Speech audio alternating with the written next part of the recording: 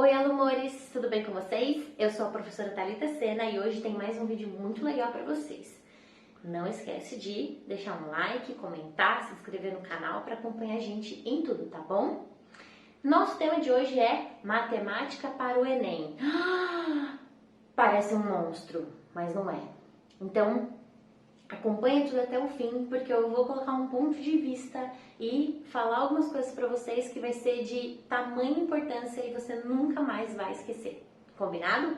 Então vamos lá. Eu tenho um ponto de vista que eu sempre falo para todos os meus alunos. E vale lembrar que a mesma professora, a mesma pessoa que dá aula num colégio particular, privado, com apostila, com toda estrutura, dá aula no colégio público, tá? E é a mesma professora que dá aula aqui na minha sala de aula, que inclusive hoje é o primeiro dia que vocês estão conhecendo a minha salinha. Sejam bem-vindos aqui dentro da minha casa. Eu digo que o Enem é para o aluno do colégio público. Repita, o Enem é para o aluno do colégio público. Polêmico esse assunto, não é mesmo? Mas eu vou colocar meu ponto de vista e vou dizer para vocês por que eu acredito nessa afirmação. Não quer dizer que se você estuda num colégio particular ou estudou num colégio particular, você não vai passar no Enem. Não é isso que eu estou dizendo, tá? O ponto de vista é o seguinte: o Enem, a base do Enem, ele é em cima do nosso Currículo Nacional de Ensino.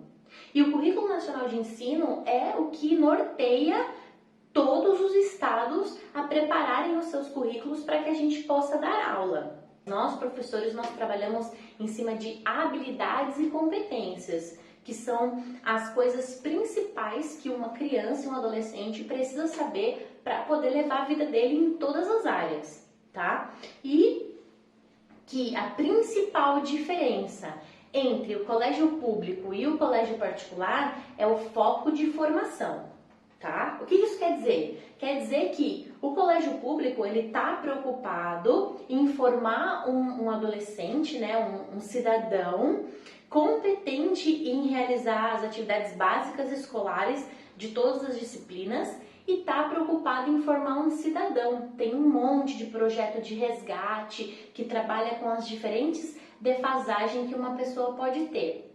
E o colégio privado, o colégio particular, ele está mais preocupado em formar uma pessoa capaz de passar nas grandes provas, o Enem e os vestibulares, certo? Então essa é a principal diferença. No colégio público a gente tem os projetos, a formação da cidadania, no colégio privado também tem, mas o foco disso é menor. A habilidade principal que é cobrada, numa prova como o Enem é a habilidade que é chamada habilidade leitora e escritora. O que isso quer dizer? Que você precisa principalmente saber ler e escrever. Mas quando a gente fala em saber ler, não é só ler, conhecer as letras, juntar as letras e formar as palavras, o beabá que a gente aprende no colégio.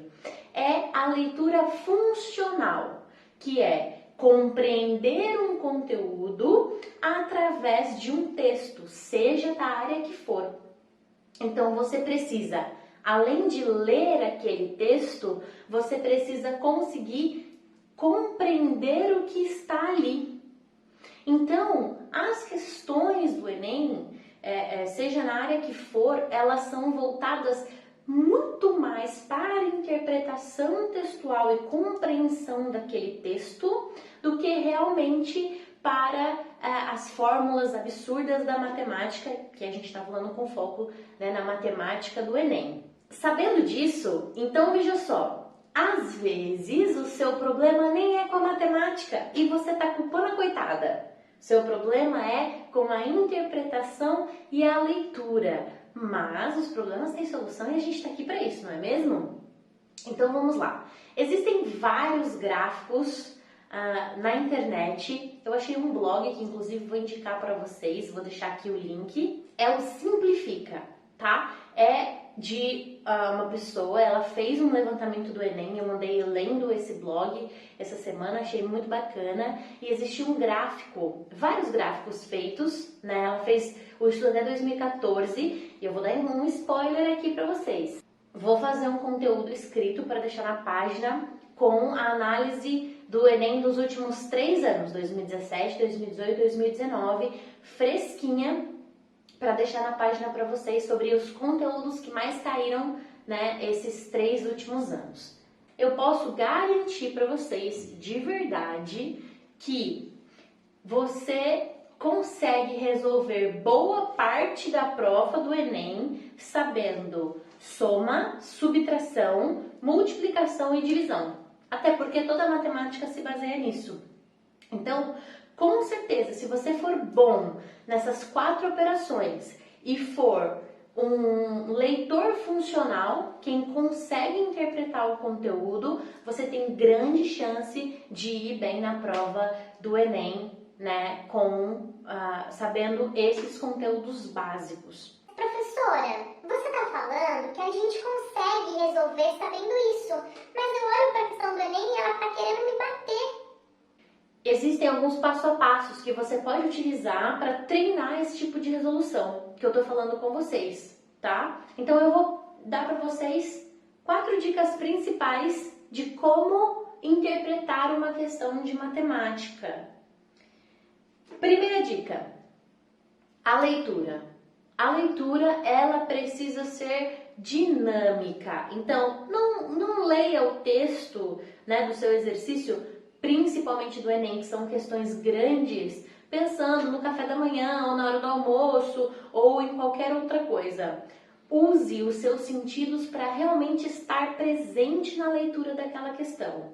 Eu costumo indicar, né, para os meus alunos que quando eles estão lendo uma questão, que eles leiam em voz alta. Porque quando você está lendo em voz alta, você aguça mais de um sentido. Então, você precisa ler, pensar no que você está lendo, mandar essa informação para sair, né, para que você possa ler em voz alta, e você tem que ouvir. Então, a chance de você se desconcentrar quando isso acontece é pequena, porque você está muito ocupado usando todos esses pontos.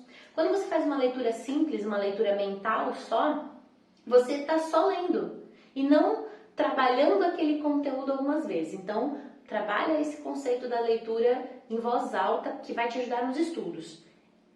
Eu sei que na hora do Enem você não pode ler em voz alta, mas se você praticar isso, com o tempo vai ficando mais fácil. Então, a primeira coisa é ler atentamente o que está sendo passado. Segunda dica, anote as informações importantes. Se a gente está falando de matemática, então anota os dados numéricos que estão sendo passados no exercício, ou as formas geométricas, ou as operações que são indicadas, né? Por exemplo, um número somado com a sua terça parte. Então, ele já te disse qual operação você vai usar. Você vai usar a soma. Anota isso, porque isso facilita o nosso próximo passo. Então, a segunda dica, anote as informações importantes. Os dados numéricos, as dicas de operação, tudo que você precisa. Terceiro passo, preste atenção na pergunta final. O que exatamente aquele exercício quer saber? Porque a pegadinha acontece aí, nesse ponto. Então, a pergunta final é muito importante. O que realmente aquele exercício está querendo que eu descubra, né? É o nosso X da questão. O quarto passo, que é o último, é a resolução. Então, você já leu atentamente, você já anotou as coisas importantes, você já prestou atenção na pergunta final. Agora, você vai trabalhar a sua mente para relacionar os números que você tem, as dicas de operação e a pergunta. E aí, gente, você pode desenvolver o tipo de raciocínio que você quiser. Porque, às vezes, a pergunta é de multiplicação, mas se você quiser ir somando até chegar no resultado, você pode. Às vezes, a pergunta é de progressão aritmética, mas você não lembra a fórmula. Você pode só somar. Às vezes a questão é de porcentagem, mas você não sabe resolver porcentagem. Mas você sabe que 50% é a metade, então divide por 2. Então o raciocínio matemático, ele está ligado com o seu treino e com o seu aprendizado. Leu, anotou as informações, anotou a pergunta, relacionou, pronto! É simples de fazer isso. O que demanda tempo é o treino, que você vai ter que dedicar tempo para conseguir fazer isso. Porque se a gente está pensando no Enem, a gente tem tempo para cada questão. Em média, 3 minutos por questão. Você leva algum tempo para ter essa habilidade, né, de trabalhar esses 4 passos e conseguir resolver uma questão num tempo ideal. Vale lembrar também que nós temos um índice muito grande de questões interpretativas. Como eu falei lá no início do vídeo, né, habilidade leitora e escritora. Se eu estou falando de questões interpretativas, a chance de eu ter questões de trigonometria, por exemplo, são muito pequenas. Porque trigonometria é um assunto dentro da matemática que não cabe muita interpretação. É só aquilo e acabou. Acho o seno do ângulo 30 graus. Acho o cosseno de 60 graus. Não permite uma coisa muito grande de interpretação. Então a gente é um assunto que quase não cai, né? Não dessa forma, pode cair uma outra questão, mas é uma minoria. Então preste atenção nos assuntos matemáticos que realmente são relevantes e cabíveis de interpretação. Regra de 3, porcentagem, progressões aritméticas e geométricas, geometria plana e geometria espacial, conceitos de grandeza, análise de gráfico. A análise de gráfico é um dos queridinhos do Enem, porque você consegue englobar vários assuntos, inclusive a interdisciplinaridade, que é, por exemplo, pegar uma questão de análise gráfica de geografia e aplicar um conceito de média aritmética. Então, você está usando a matemática dentro da geografia. Isso acontece muito no Enem, porque um dos conceitos do nosso currículo de ensino nacional e dos estados é que as matérias elas se completem, uma matéria ajuda a outra. Então, isso acontece bastante também. Então eu tenho que saber história para saber matemática? Não, mas você tem que saber análise gráfica para analisar um gráfico histórico, por exemplo. Química, como que funcionam as composições dos elementos, os números da tabela, massa, mol, tudo você precisa de matemática. Isso é aplicar um conceito de uma matéria em outro conteúdo. Agora que você tem um passo a passo básico, eu vou reforçar um assunto muito importante. Você precisa treinar a sua interpretação, tá, meu bem? Porque muito provavelmente o seu problema é com ela e não com a pobrezinha da minha amada matemática. Porque sabendo interpretar, você sabe fazer, né? Eu escuto sempre, por 12 anos da minha vida de santa professora... Professora, eu não sei fazer com isso. Muito bem. Então leia de novo, faz o passo a passo e força que você consegue. Aproveita a chance, porque a gente vai ter o adiamento do Enem, então mais tempo para estudar, mais tempo para se dedicar. Então, mão na massa, porque você é capaz. Toda vez que você começar a estudar, olha para dentro de você, né? Lembra da dica da foto lá, passando na prova, da provinha nota 10 e fala, eu sou capaz. Vamos repetir mais uma vez? Eu sou capaz. E aí, eu tenho certeza que você vai chegar lá. Posta sua dúvida, conta pra gente, é sua primeira vez fazendo o Enem? Você já fez? Qual é a sua frustração?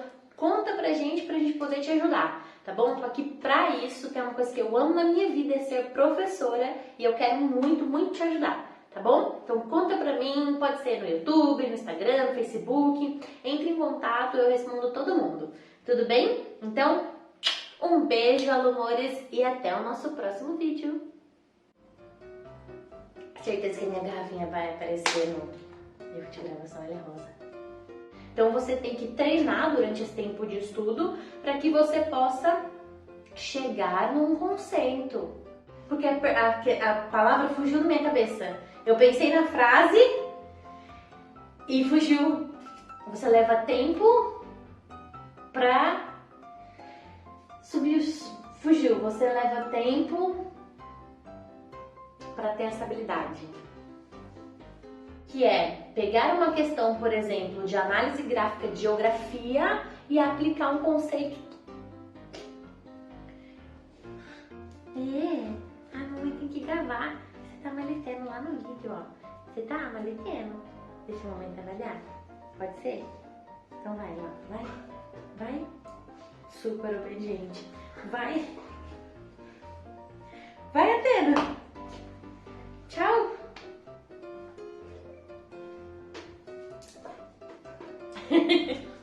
Sou blogueirinha aqui, nerd. Eu falo do Dia dos Namorados no próximo, então. Porque vai ser meu aniversário. Dia dos Namorados é meu aniversário. Deixa aqui um parabéns pra parcerias, o link tá aqui. Me mandam recebidos.